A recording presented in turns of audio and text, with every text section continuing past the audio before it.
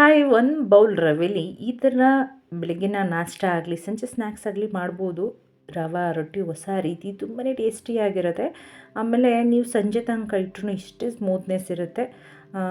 ಒಂಥರ ನಾರ್ ನಾರ್ ಥರ ಆಗಲ್ಲ. ಬನ್ನಿ ಹೇಗೆ ಮಾಡೋದು ಅಂತ ಹೇಳ್ಕೊಡ್ತೀನಿ. ಅದಕ್ಕೆ 1 ಬೌಲಷ್ಟು ರವೆ, ರೊಟ್ಟಿ ರವೆ ಆದರೂ ತೊಗೋಬೋದು, ಉಪ್ಪಿಟ್ಟು ರವೆ ಆದರೂ ತೊಗೋಬೋದು. ಈ ಥರ ಮಿಕ್ಸಿ ಜಾರ್ಗೆ ಹಾಕಿ ಇದನ್ನು ನುಣ್ಣಗೆ ಪುಡಿ ಮಾಡ್ಕೊಂಬಿಡೋಣ. ನುಣ್ಣಗೆ ಅಂತೇನಿಲ್ಲ, ಎಷ್ಟಾಗುತ್ತೆ ಇಷ್ಟಾದರೆ ಸಾಕು.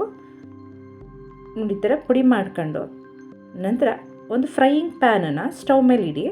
ನಾವೀಗ 1 ಬೌಲು ರವೆಗೆ 2 ಬೌಲಷ್ಟು ನೀರನ್ನು ಹಾಕಿ ಕುದಿಯೋಕ್ಕೆ ಬಿಡೋಣ. ನಾವು ಇದನ್ನು ಹೊಸ ರೀತಿ ರೊಟ್ಟಿ ಅಥವಾ ನೀವು ಚಪಾತಿ ಏನಾದರೂ ಕರ್ಕೋಬೋದು. ಇದನ್ನು ನಾನು ರೊಟ್ಟಿ ಅಂತಲೇ, ರವಾ ರೊಟ್ಟಿ ಅಂತಲೇ ಹೇಳ್ತೀನಿ. 1 ಬೌಲು ರವೆಗೆ 2 ಬೌಲಷ್ಟು ನೀರನ್ನು ಹಾಕಿ ಚೆನ್ನಾಗಿ ಕುದ ನಂತರ ಇದಕ್ಕೆ ರುಚಿಗೆ ತಕ್ಕಷ್ಟು ಉಪ್ಪನ್ನು ಹಾಕಿ, ಉಪ್ಪು ಹಾಕ್ಬಿಟ್ಟು ಚೆನ್ನಾಗಿ ಕೈ ಆಡಿಬಿಡೋಣ. ನೋಡಿ ಮುಂದೆ ಯಾವ ರೀತಿ ಪ್ರೊಸೀಜರಲ್ಲಿ ರೊಟ್ಟಿ ಮಾಡ್ತೀನಿ ಅಂತ. ತುಂಬಾ ಟೇಸ್ಟಿಯಾಗಿರುತ್ತೆ. ಸಂಜೆ ತನಕ ಇಟ್ಟರೂ ಇದೇ ಸ್ಮೂತ್ನೆಸ್ ಇರುತ್ತೆ. ರೊಟ್ಟಿ ರವೆಲಿ ನೀವು ದೋಸೆ ರೊಟ್ಟಿ ಎಲ್ಲ ಹಾಗೆ ಮಾಡಿದ್ರೆ ನಾರು ಥರ ಆಗಿಬಿಡುತ್ತೆ, ತಿನ್ನೋಕ್ಕಾಗಲ್ಲ. ಇದು ಮಾತ್ರ ತುಂಬ ಸ್ಮೂತ್ನೆಸ್ ಆಗಿರುತ್ತೆ. ನೋಡಿ ರುಚಿಗೆ ತಕ್ಕಷ್ಟು ಉಪ್ಪನ್ನು ಹಾಕಿ ನಾವು ಪುಡಿ ಮಾಡಿ ಇಟ್ಕೊಂಡ್ರಂಥ ರವಾ ಮಿಕ್ಸನ್ನು ಇದಕ್ಕೆ ಮಿಕ್ಸ್ ಮಾಡಿಬಿಡೋಣ. ಜಸ್ಟ್ ಮಿಕ್ಸ್ ಮಾಡಿ 1-2 ಸೆಕೆಂಡ್ ಆದಮೇಲೆ ಫ್ಲೇಮನ್ನು ಆಫ್ ಮಾಡಿಬಿಡಿ ಸಾಕು. ತುಂಬ ಇದೇನು ಬೇಯೋ ಅವಶ್ಯಕತೆ ಇಲ್ಲ. ಗಂಟು ಹಾಕ್ದಾಗೆ ಚೆನ್ನಾಗಿ ಕಲಿಸ್ಕೊಂಬಿಡೋಣ. ನೋಡಿ ಈ ಥರ ಚೆನ್ನಾಗಿ ಕಲಿಸ್ಕೊಂಡ್ರೆ ಈ ಹದಕ್ಕೆ ಬರುತ್ತೆ. ನಿಮಗೆ ಸ್ವಲ್ಪ ತೆಳು ಆಯಿತು ಅಂದರೆ ಸ್ವಲ್ಪ ಗೋಧಿ ಹಿಟ್ಟನ್ನು ಹಾಕೋಬೋದು, ಏನಾಗಲ್ಲ.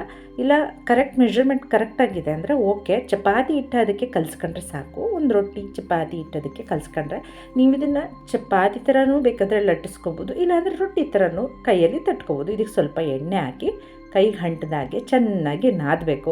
ಇದೇ ಮೇಯ್ನ್ ಇಂಪಾರ್ಟೆಂಟು. ಇದನ್ನು ಚೆನ್ನಾಗಿ ಕೈಯಲ್ಲಿ ನಾದೋದೇ ಇಂಪಾರ್ಟೆಂಟು. ಚೆನ್ನಾಗಿ ಸಕ್ಕ ಸ್ಮೂತ್ನೆಸ್ ಬರುತ್ತೆ. ನೀವು ಇದನ್ನು ನಾನು ಹೇಳಿದ್ನಲ್ಲ, ಬೆಳಗ್ಗೆ ನಿಮಗೆ ಮಕ್ಕಳಿಗೆ ಇದೇ ಥರ ರವೆ ರೊಟ್ಟಿ ತಿಂದು ಬೋರ್ ಆಗಿದ್ರೆ ಈ ಥರ ಮಾಡಿಕೊಡಿ.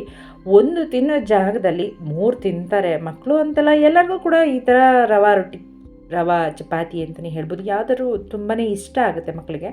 ಆ್ಯಕ್ಚುಲಿ ಇದು ರವಾ ರೊಟ್ಟಿನೇ. ಅದರಲ್ಲಿ ಈ ಥರ ಪ್ರೊಸೀಜರಲ್ಲಿ ಮಾಡಿಕೊಡಿ, ತುಂಬಾ ಚೆನ್ನಾಗಿರುತ್ತೆ. ನೋಡಿ ಈಗ ಈ ಅದಕ್ಕೆ ಮಾಡಿದ್ಮೇಲೆ ಒಂದು 5-10 ನಿಮಿಷ ಹಾಗೆ ಇಟ್ಟ ನಂತರ ನೋಡಿ ನಿಮ್ಗೆ ಎಷ್ಟು ದಪ್ಪ ಬೇಕೋ ಅಷ್ಟು ದಪ್ಪ ಈ ಥರ ಬಾಲ್ ಥರ ಮಾಡ್ಕೊಂಡು ಇದು ಸ್ವಲ್ಪ ಗೋಧಿ ಹಿಟ್ಟು, ಅಕ್ಕಿ ಹಿಟ್ಟಿಗಿಂತ ಗೋಧಿ ಹಿಟ್ಟು ಹಾಕ್ಕೊಂಡು ನೀವು ಚಪಾತಿ ಥರ ಬೇಕಾದರೂ ಲಟ್ಟಿಸ್ಕೋಬೋದು, ಇಲ್ಲಾಂದರೆ ಈ ರೊಟ್ಟಿ ಥರ ಈ ಥರನಾದರೂ ತಟ್ಕೋಬೋದು, ಯಾವ ಥರನಾದರೂ ಮಾಡ್ಕೋಬೋದು. ಕೈಗೂ ಹೊಂಟೋದಿಲ್ಲ ಸ್ವಲ್ಪನೂ. ಹಾಗೆ ನೋಡಿ ಈ ಥರ ಚಪಾತಿ ಥರನೂ ಬೇಕಿದ್ರೆ ಲಟ್ಟಿಸ್ಕೋಬೋದು. ನಿಮಗೆ ಯಾವ ಸೈಜ್ ಅಗಲ ಬೇಕೋ ಆ ಸೈಜ್ಗೆ ರೊಟ್ಟಿನ ಹಾಕೋಬೋದು. ನಂತರ ಒಂದು ಸ್ಟವ್ ಮೇಲೆ ಹೆಂಚನ್ನ ಕಾಯೋದಕ್ಕಿಡಿ. ಕಾಯೋದು ಬಿಟ್ಟ ನಂತರ ಬೇಯಿಸೋದಕ್ಕೆ ರೆಡಿ ಮಾಡಿ. ನೋಡಿ ಅದಕ್ಕೆ ಒತ್ಕೊಂಡಿದ್ದೀನಿ. ನಂತರ ಒತ್ಕೊಂಡಿದ್ದಂಥ ರೊಟ್ಟಿನ ನೀವು ಹೆಂಚು ಕಾಯೋದಕ್ಕೆ ಬಿಟ್ಟಿರ್ತೀನಿ. ಮೊದಲೇ ಹೆಂಚು ಕಾದಿದೆ ರೊಟ್ಟಿ ಹೆಂಚು. ಅದಕ್ಕೆ ನಂತರ ಇದಕ್ಕೆ ರೊಟ್ಟಿನ ಹಾಕಿ 2 ಕಡೆ ಸ್ಮೂತಾಗಿ ಬೇಯಿಸಿ. ನಾನು ಹೇಳಿದ್ನಲ್ಲ, ನೀವು ಸಂಜೆ ತನಕ ಇಟ್ಟರು ಇದೇ ಸ್ಮೂತ್ನೆಸ್ಸನ್ನು ಇರುತ್ತೆ. ಅದನ್ನ ಹೇಳಿದ್ರೆ 1 ತಿನ್ನೋ ಜಾಗಕ್ಕೆ 4 ತಿನ್ನೋ ಅಷ್ಟು ಸ್ಮೂತ್ನೆಸ್ ಇರುತ್ತೆ. ಇದಕ್ಕೆ ನೀವು ಎಣ್ಣೆನೋ ಬೆಣ್ಣೆನೋ ತುಪ್ಪನ ಏನು ಬೇಕಾದರೂ ಹಾಕೋಬೋದು. 2 ಕಡೆ ನಿಧಾನವಾಗಿ ಬೇಯಿಸಿ. ಇದಕ್ಕೆ ಚಟ್ನಿ ಯಾವ್ದು ಬೇಕಾದರೂ ಕಾಂಬಿನೇಷನ್ ಮಾಡ್ಕೋಬೋದು. ಈ ರೀತಿ ರವೆ 1 ಕಪ್ ರವೆ ಇದ್ದರೆ ಸಾಕು, ಅದ್ಭುತವಾದ ಬ್ರೇಕ್ಫಾಸ್ಟ್ ಅಂತಲೂ ಅಂದ್ಕೊಳ್ಳಿ. ಈವ್ನಿಂಗ್ ಸ್ನ್ಯಾಕ್ಸ್ ಯಾವುದಕ್ಕಾದರೂ ಮಾಡ್ಕೋಬೋದು. ನೋಡಿ ಈಗ 2 ಕಡೆ ಬೆಂದ ನಂತರ ಯಾವ ಥರ ಆಗಿದೆ ಅಂತ ನೋಡಿ. ಬಿಸಿ ಬಿಸಿಯಾದ ರವೆ ರೊಟ್ಟಿ, ರುಚಿಯಾದ ರವೆ ರೊಟ್ಟಿ ರೆಡಿ ಆಯಿತು. ಯಾರಿಗೆಲ್ಲ ಈ ರವೆ ರೊಟ್ಟಿ ವಿಡಿಯೋ ಇಷ್ಟ ಆಗಿದೆ ಪ್ಲೀಸ್ ಹೇಗಿತ್ತು ಅಂತ ಹೇಳಿ ಕಮೆಂಟ್ ಮುಖಾಂತರ. ಹಾಗೆ ಮಾಡಿ ಹೇಗಿತ್ತು ಅಂತ ಹೇಳಿ. ಈಗ ಸರ್ವ್ ಮಾಡೋಕ್ಕೆ ರೆಡಿ ಆಯಿತು. ಯಾವುದ್ರ ಜೊತೆಗಾದರೂ ಕಾಂಬಿನೇಷನ್ ಮಾಡ್ಕೋಬೋದು. ಬಿಸಿ ಬಿಸಿಯಾದ ರುಚಿಯಾದ ರವಾ ರೊಟ್ಟಿ ನೋಡಿ.